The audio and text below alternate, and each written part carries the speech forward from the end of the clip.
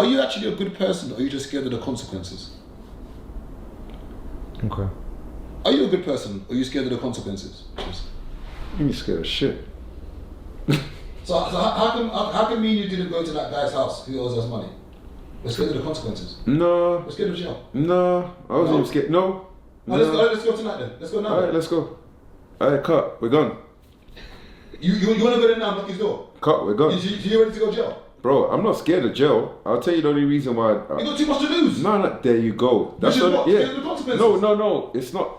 So what is it then? Bro, what we're gonna get in jail? Just bare man next to us farting all the time, beating their dicks off. You ready to go jail? I don't want to see man beating their dick off night and night. Are you ready to go jail? No, I don't want to go jail. That's why we haven't gone. No, that's not why we haven't gone. That's why haven't gone. We've got things to lose.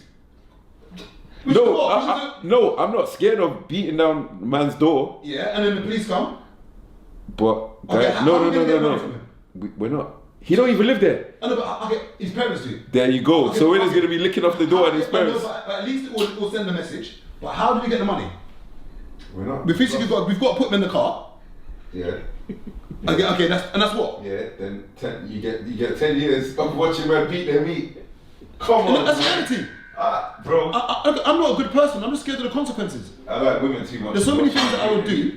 Sorry, my brothers in jail that are watching this. I'm sorry, bro. Like, you don't see me.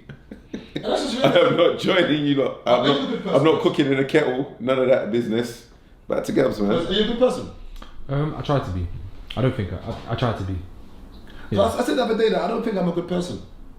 Because there's so many things that I want to do, but I just don't do it because I'm scared of jail. And the consequences. What is a good person? Because there's a duality to life. So like, I don't think anyone's good. There's a saying. It's like as above, so below. So like the people that we see doing the most good, and like what you said, you don't know what's going on in people's like personal life. So that they might be doing the most fuckeries, and it kind of balances out. So I don't know what is good and what is bad. I don't think anyone's good. And yeah. When I'm sitting at forensic unit, I just realised that these people just did what most people were scared to do. Some of the things that they've done. Yeah. Like, if someone literally had an X-ray to your brain and your thoughts and all the things that you think about, then yeah, I'd be close. But then, alright, so you know today, yeah. Go on. Actually, no. Wait, say what you're saying now. Say it after. Oh, cool. So, alright, the reason why I don't think I'm a good person. So, mention the thing about the thoughts, yeah. When you was talking about comparisons to FIFA Joy, your circle, etc. I was gonna ask you, when you're in the forensic unit, yeah, do you feel successful?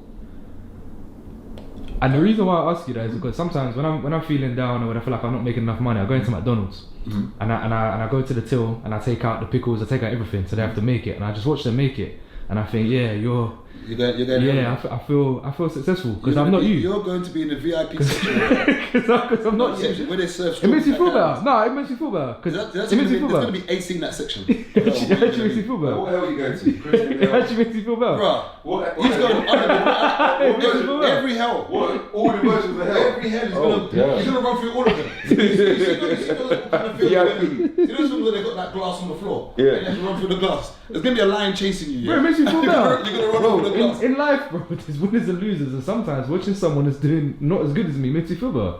Nah, see, I tell you, because I tell you, contrast. I tell you my thing is because you haven't really seen struggle, and that's why you can remember. How can you say I empathize so much because I've struggled, bro. And when I sit in that forensic unit, yeah, like I find it so hard to not have a bias because of what they've done, but at the same time, I'm like, these brothers literally did the unthinkable. And there's so many things that I would do to somebody, but I'm scared of the consequence. And I asked one lady yesterday, I said, if you parked in a car park and it said you had to pay £5 an hour, but there was no penalty for not paying for that £5 ticket, would you still park? She goes, yeah, I probably wouldn't pay it though. Facts. I don't know how many of us are good. I don't know, there was a program the other day talking about this lady who was a kleptomaniac. I don't know if you saw it. I think she was a Jamaican lady.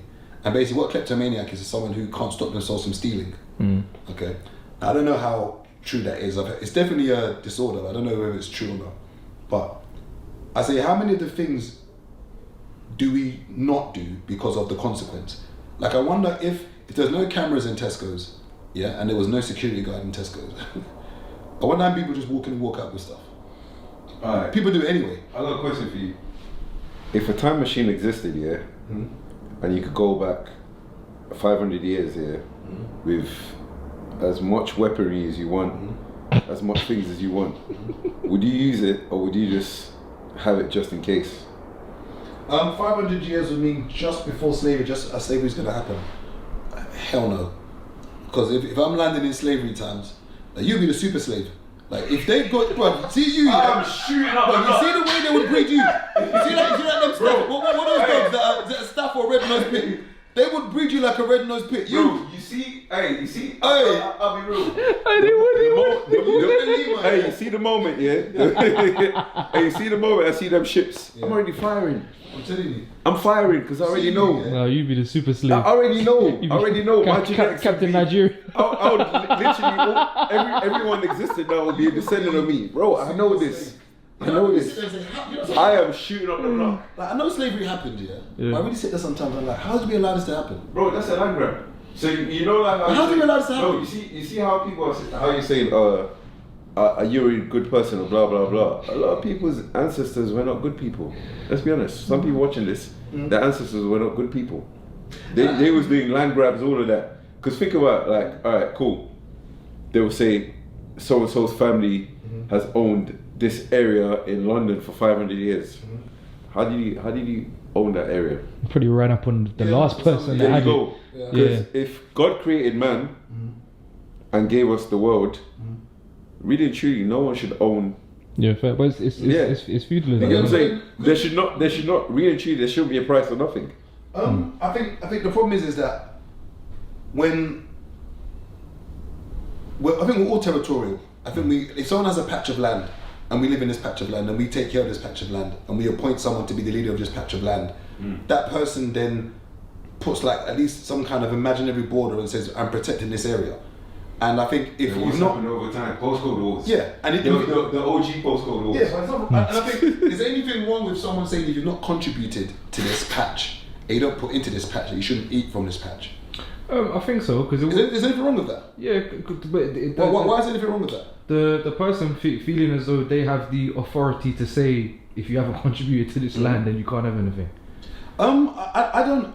Where does it come from? I don't think there's anything wrong with that, because if you've not, like, for instance, as much as I'm not into the church, I have nothing wrong with people paying offering and paying tithes to the church, because we're all using this building and there's an electric and gas and things that need to be paid for. In the same way, if there's a section of an area which me and 85 of our family and friends have built up, if you want to come into that area, you've got to contribute something. Yeah, I think that's a bit so like when you get a table and a cup, yeah? Well, yeah, you got to contribute. You know, that's why I think with slavery, I always say, how did it happen? I think clearly it happened because someone from the inside sold us out. When they say, "Oh," and the man didn't have the correct weapons. I don't know if it's as simple as that. Is it really a case of guns made a huge difference? Yeah, but I think they're saying, if there was guns on both sides, you think that would have happened? I've done enough research, but I'm wondering, is it like that's the same narrative I hear? Was it simply just the Europeans came over with straps, and we came with knives and, you know, like guns made a huge difference. And it was like bang, it was like rah. Was it literally just they came over with guns?